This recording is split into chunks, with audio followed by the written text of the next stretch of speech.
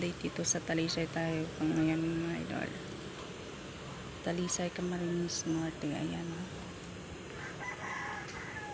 medyo mainit ng panahon at meron ng araw.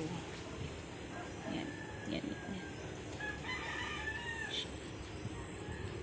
7:49 AM. Yan, hindi nang gaano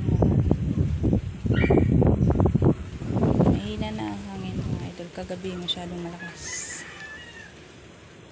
magdamag ang ulan pero hindi naman nabaha.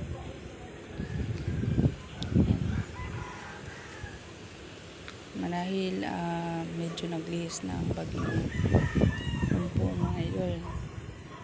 Salamat naman po sa Panginoon. Ayan na.